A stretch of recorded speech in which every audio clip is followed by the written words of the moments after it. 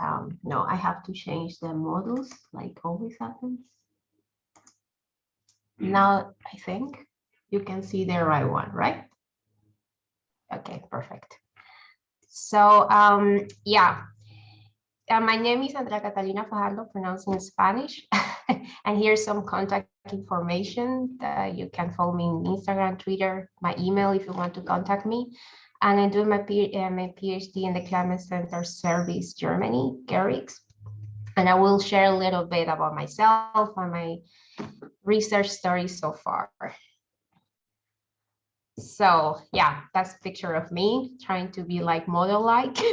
I tried to show a little bit of my research. So I'm from Colombia and I study chemical engineering there, and I have the opportunity to work in different chemical plants there in fungicides. Actually, that was my sector.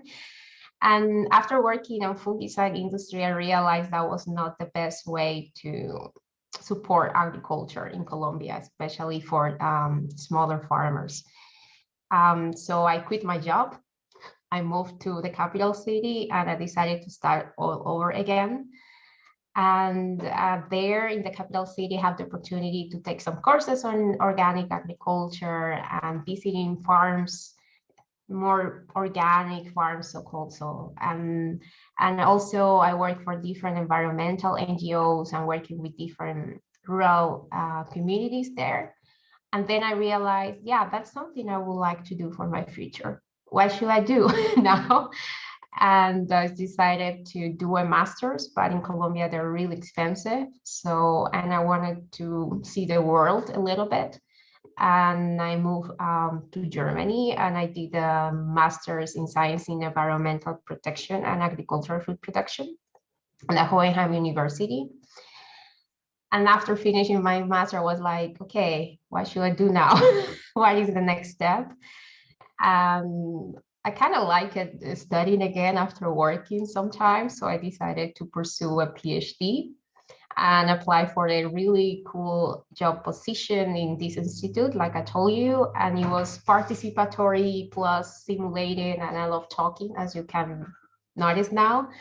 So I got the position, and it's a PhD in climate adaptation and agriculture, and in the sector in agriculture in Germany.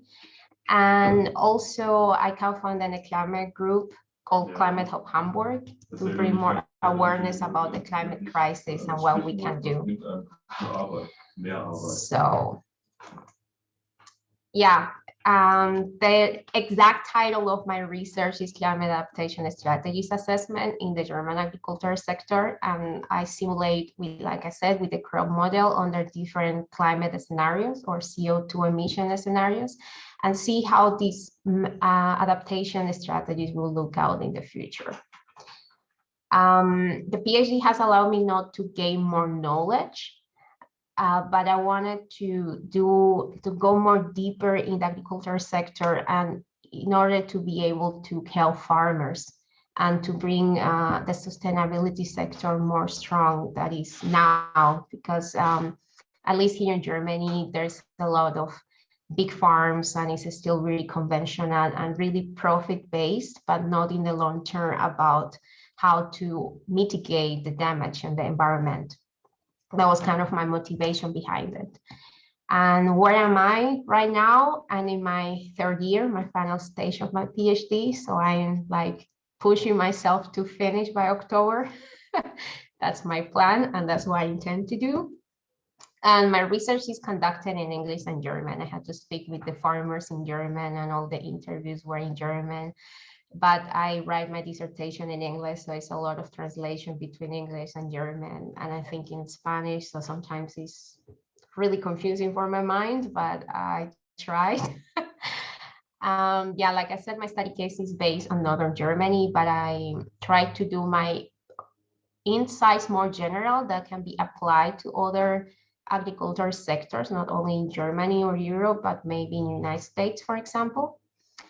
And it's a really cool mix between these interviews with farmers and other stakeholders, and then that information to be used in the crop simulation. So it's not like I'm the expert saying, okay, I will apply this strategy because I am Andrea Catalina Fajardo and I say so, but actually it's going to the direct base with the farmers and the experts, and not say like I'm the scientist and I know more than you, because it's a lot of informal knowledge that is not documented, and it's really important to do this job. So coming to the questions about the struggles doing a PhD. So what are the interventions that were for me before the COVID pandemic?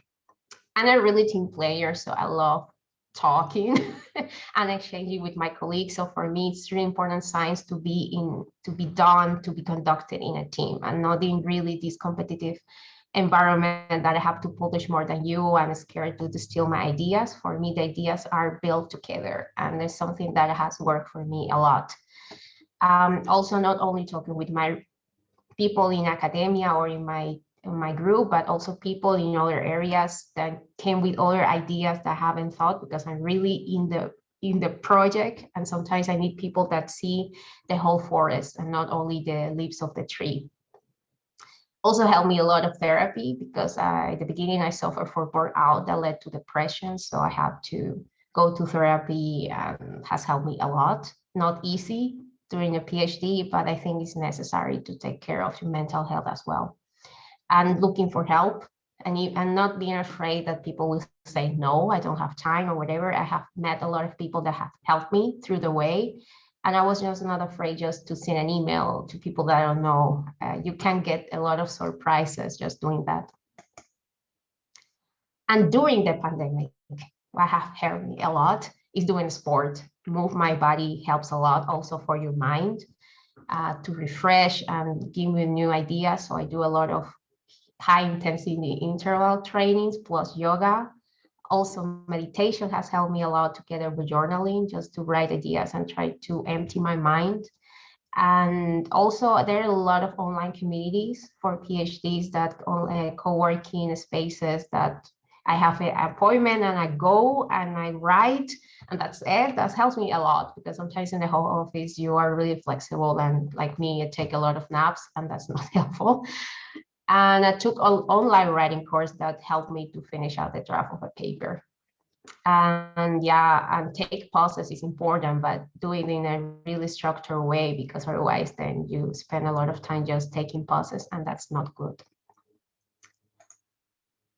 And what are kind of the issues that have hindered my progress during this before the pandemic? Sorry. Well, in my case, unfortunately, I have really bad relationships with my PIs and supervisors. So the supervision has not been the best. So that's why I have to get help outside. And I was not afraid to say no to my supervisors, even though they were disappointed. But if they're not helping, it's my PhD, it's my project, and I have to move forward. So you have to make decisions. Also, there's not really proper mental health management or help in the institutions. So they're expected that if you're tired and bored out, it's okay, you're doing a good job.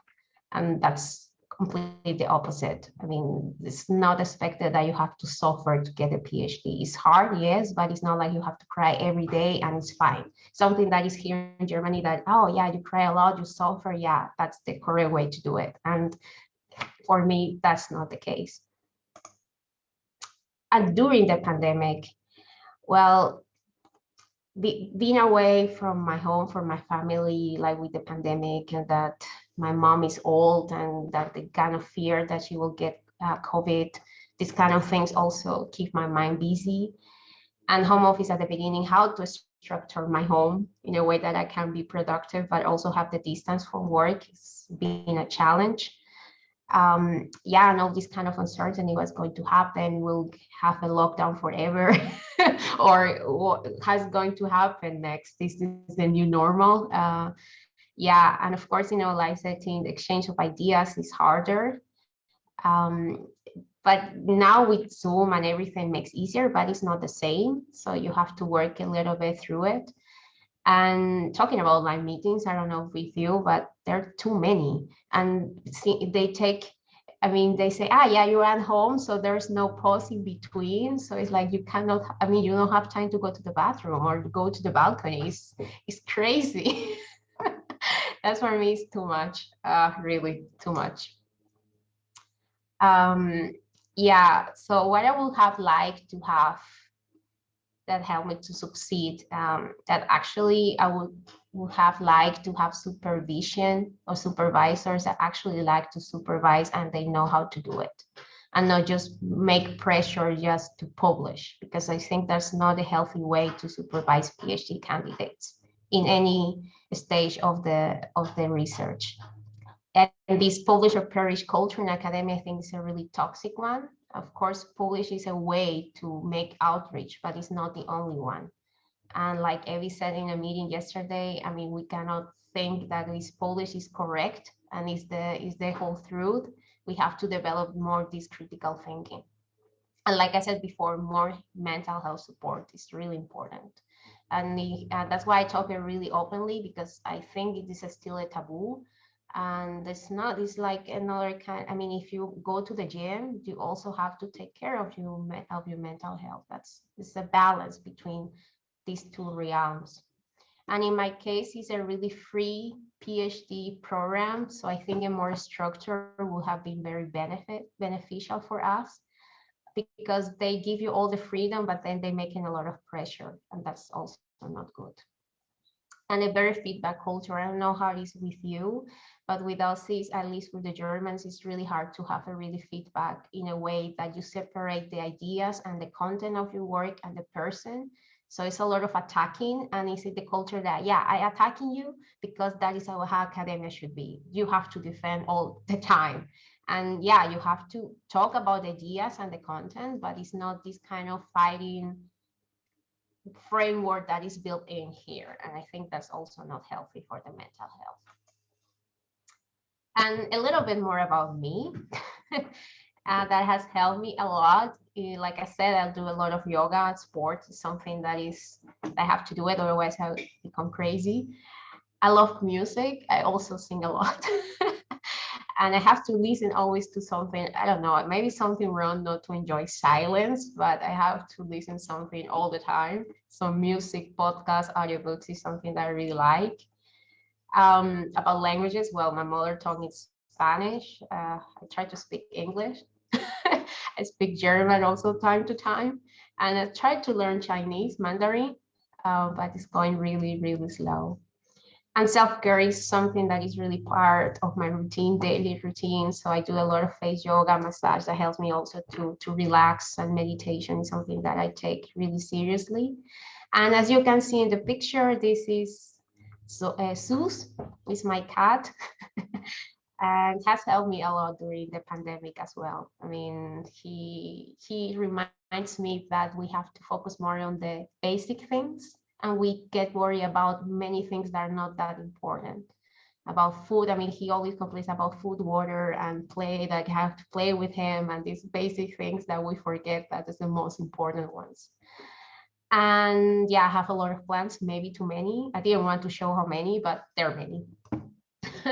And a little bit also, I'm trying to become an entrepreneur, and I have built with, like I said, we want to register Climate Hub Hamburg as a climate consultancy company. And I'm also part of a yearly company, startup, with only 3 women, which is called Alma Amazona, and it's produced sustainably in Colombia, and we are selling it here in Germany first. I mean, it's a really new project. And that's it. That's everything about me. Thanks a lot for your time. And